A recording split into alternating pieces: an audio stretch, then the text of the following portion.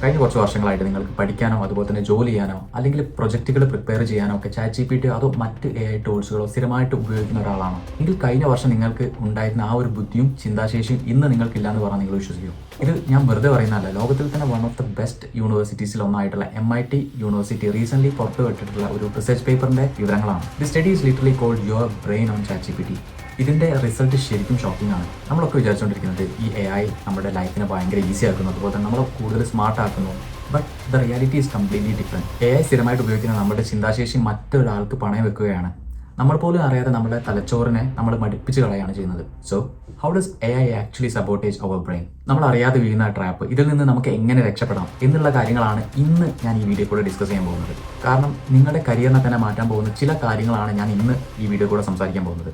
So let's get started. നമുക്ക് ആദ്യം ഞാൻ നേരത്തെ പറഞ്ഞ MIT പഠനത്തിലോട്ട് വരാം. Here is what they did. Researchers കുറച്ച് ആളുകളെ തിരഞ്ഞെടുക്കുന്നു, എന്നിട്ട് അവർക്കൊരു എസ്സേ എഴുതാൻ വേണ്ടി ആവശ്യപ്പെടുന്നു. അവരെ 3 ഗ്രൂപ്പായിട്ടാണ് ഡിവൈഡ് ചെയ്തത്. Group 1 LLM group. ഇവർക്ക് ChatGPTയോ അതോ മറ്റ് AI ടൂൾസുകളോ ഫുള്ളി യൂസ് ചെയ്യാൻ പറ്റും.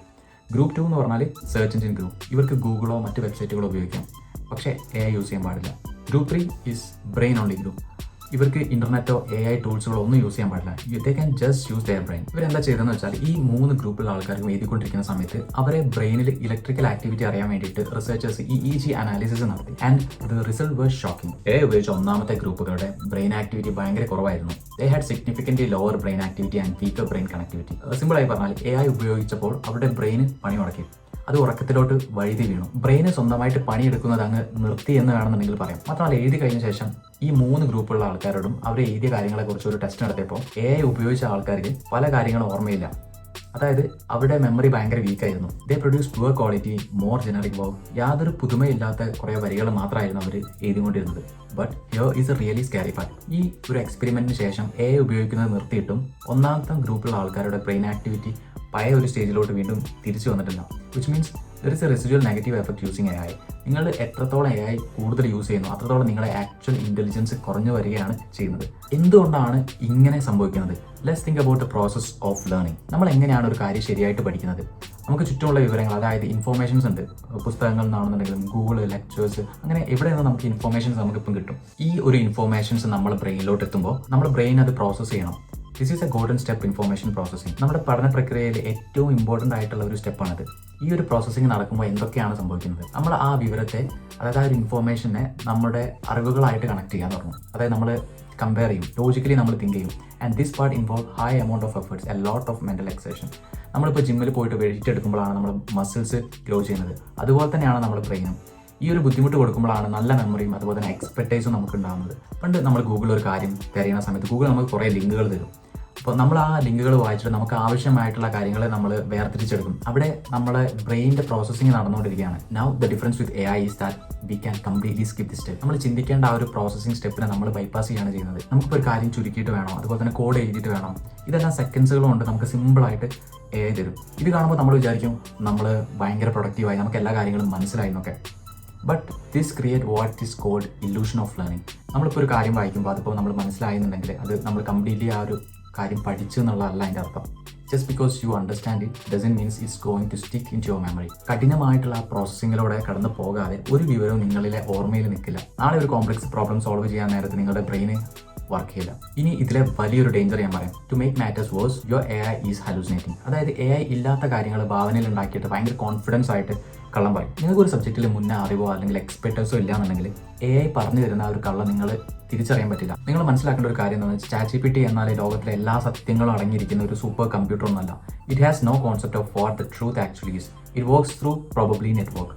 അതായത് നിങ്ങൾ ചോദിക്കുന്ന ചോദ്യത്തിന് ശേഷം വരാൻ സാധ്യതയുള്ള ആ അടുത്ത വാക്ക് എന്താണെന്ന് പ്രെഡിക്റ്റ് ചെയ്ത് ആ ഒരു മാത്തമാറ്റിക്കൽ സിസ്റ്റം മാത്രമാണ്.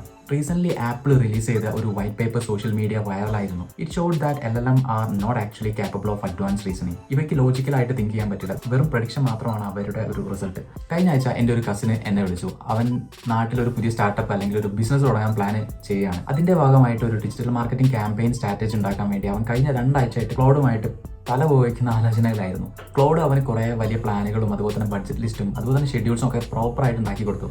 ഞാൻ അവനോട് ചോദിച്ചു, നാട്ടിലെ കസ്റ്റമേഴ്സിന് എന്താണ് ആക്ച്വലി വേണ്ടതെന്ന്, അവരിലോട്ട് നിന്റെ പ്രൊജക്ട് എത്തിക്കാൻ നിന്റെ മനസ്സിൽ എന്ത് റിയൽ സ്ട്രാറ്റജി ആണുള്ളത് ഞാൻ ചോദിച്ചു. അവൻ ഭയങ്കരമായിട്ട് സ്ട്രഗിൾ ചെയ്യുന്നത് ഞാൻ കണ്ടു.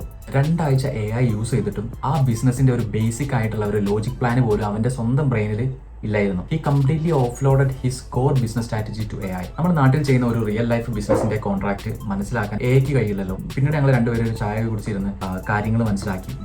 ആ ഒരു ബിസിനസ്സിന് AIന്റെ വലിയ പ്ലാനുകളൊന്നും ആവശ്യമില്ലായിരുന്നു. ഇപ്പോൾ നമ്മൾ ബിസിയാണ്, ലാഭിക്കാൻ വേണ്ടി AI ഉപയോഗിക്കുന്നത്. I completely get that sentiment. പക്ഷേ ഉപയോഗിക്കുന്ന രീതി തെറ്റായാലും നമ്മൾ വലിയ കെണിയിലാണ് വീഴുന്നത്. ഇപ്പോൾ ചില ആൾക്കാർ ഇപ്പോൾ ചിന്തിക്കുന്നുണ്ടാവും, അതായത് ഇപ്പോൾ ഈ ഒരു കാര്യങ്ങൾ ടെമ്പററി അല്ലേ, അതായത് ChatGPT 10 ഒക്കെ വരുന്ന സമയത്ത് എല്ലാം പെർഫെക്റ്റ് ആവില്ലേ, നമ്മൾ പിന്നെ കഷ്ടപ്പെട്ട് തിങ്ക് ചെയ്യേണ്ട കാര്യം ഉണ്ടോ എന്ന് വിചാരിക്കുന്നുണ്ടാവും. Well, the truth is AI raises the standard for everything, not the other way around. 30-40 വർഷം മുന്നേ നമുക്കൊരാൾ ഗൂഗിളിൽ സെർച്ച് ചെയ്യാന്ന് പറഞ്ഞിട്ടാണെങ്കിൽ അത് വലിയൊരു ക്വാളിഫിക്കേഷൻ ആയിരുന്നു. ഇന്ന് അതൊരു ക്വാളിഫിക്കേഷൻ അല്ല, കാരണം എല്ലാവർക്കും അതറിയാം. അതേപോലെ തന്നെ മുന്നേ ഒരു 10 വർഷം മുന്നേ അല്ലെങ്കിൽ 20 വർഷം മുന്നേ ഒരാൾക്ക് ഒരു ഡിഗ്രി ഉണ്ടെന്ന് പറഞ്ഞിട്ടാണെന്നുണ്ടെങ്കിൽ അതൊരു വലിയൊരു അച്ചീവ്മെൻറ്റും അതുപോലെ തന്നെ ജോലി കിട്ടാൻ ഏകദേശം 99% ഓൾമോസ്റ്റ് ഷുവർ ആയിരുന്നു. പക്ഷേ ഇന്നെന്ന് പറഞ്ഞാൽ അതൊരു ബേസ് ലൈന് മാത്രമാണ്. ഇന്ന് AI എല്ലാവർക്കും അവൈലബിൾ ആണ്. അതുകൊണ്ട് തന്നെ വളരെ ആവറേജ് ആയ ഉത്തരങ്ങൾ ഉണ്ടാക്കാൻ ഇന്ന് ആർക്കാണെന്നുണ്ടെങ്കിലും പറ്റും. കമ്പനിക്ക് വേണ്ടത് വെറും ഒരു പ്രോംപ്റ്റ് അടിക്കാൻ വേണ്ടിയിട്ടുള്ള നിങ്ങളല്ല. The threshold of expertise you need to bring on the table will become higher than ever. കമ്പനിക്ക് വേണ്ടത് AIക്ക് മുകളിൽ ചിന്തിക്കാൻ കഴിയുന്ന യഥാർത്ഥത്തിൽ എക്സ്പെർട്ടൈസ് ഉള്ള ആളുകളാണ്. ഇല്ലെങ്കിൽ നിങ്ങൾ ഉറപ്പായിട്ടും റീപ്ലേസ് ചെയ്യപ്പെടും. അപ്പോൾ എന്തൊക്കെയാണ് ഇതിൻ്റെ സൊല്യൂഷൻ? നമ്മൾ AI നമ്മുടെ തലച്ചോറിനെ പകരക്കാരനായിട്ട് ഒരിക്കലും കാണരുത്. പകരം നമ്മൾ ഒരു അസിസ്റ്റൻ്റ് ആയിട്ട് മാത്രം കാണും. ഇനി മുതൽ നിങ്ങൾ പഠിക്കുമ്പോൾ ഒരു കാര്യം ശ്രദ്ധിക്കുക, കോഗ്നിറ്റീവ് ഓഫ്ലോഡിങ് നിങ്ങൾ ഒഴിവാക്കുക. അതായത് എവിടെയെങ്കിലും വെച്ച് നിങ്ങൾക്ക് ബുദ്ധിമുട്ടോ കൺഫ്യൂഷനോ തോന്നിക്കുകയാണെന്നുണ്ടെങ്കിൽ ഉടനെ ChatGPT എടുത്ത് തുറന്ന് നോക്കാതെ നിങ്ങളെ ബ്രെയിനിന്, അതായത് നിങ്ങളെ തന്നെ രീതിയിൽ തന്നെ ചിന്തിക്കാൻ നോക്കുക. കാരണം ആ ഒരു സമയത്ത് നിങ്ങൾ നേരിടുന്ന ആ ഒരു ബുദ്ധിമുട്ടാണ് ബ്രെയിന് വളരുന്ന ആ ഒരു സമയം.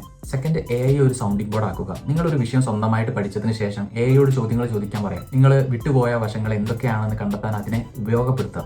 അടുത്തത്, ബിഗ് പിക്ചർ മാത്രം ചോദിക്കുക. പുതിയൊരു വിഷയം പഠിക്കുന്ന സമയത്ത് അതിൻ്റെ ഒരു ഔട്ട്ലൈൻ മാത്രം AIനോട് ചോദിക്കുക. അതിനുശേഷം യഥാർത്ഥത്തിൽ പുസ്തകങ്ങളോ ജേണലുകളോ വായിച്ച് സ്വന്തമായിട്ട് പഠിക്കുക.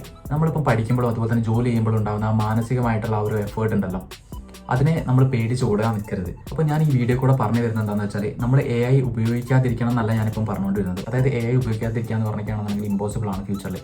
അത് നമ്മൾ എങ്ങനെ അത് ഉപയോഗപ്പെടുത്തും, നമ്മൾ ആ ഉപയോഗിക്കുന്ന ആ രീതി മാറിക്കഴിഞ്ഞിട്ടാണെന്നുണ്ടെങ്കിൽ നമ്മുടെ ബ്രെയിൻ അത് നമ്മൾ ഭയങ്കര വില കൊടുക്കേണ്ടി വരും. ഈ വീഡിയോ നിങ്ങൾക്ക് യൂസ്ഫുൾ ആയെന്ന് ഞാൻ വിശ്വസിക്കുന്നു. അതുപോലെ തന്നെ നിങ്ങൾക്ക് കൂട്ടുകാരിലോട്ടും അതുപോലെ തന്നെ സ്റ്റുഡൻസിലോട്ടൊക്കെ ഈ വീഡിയോ ഷെയർ ചെയ്യുക. പിന്നെ നിങ്ങളുടെ അഭിപ്രായങ്ങൾ ഈ വീഡിയോൻ്റെ താഴെ കമൻറ്റ് ചെയ്യുക. So see you in the next video.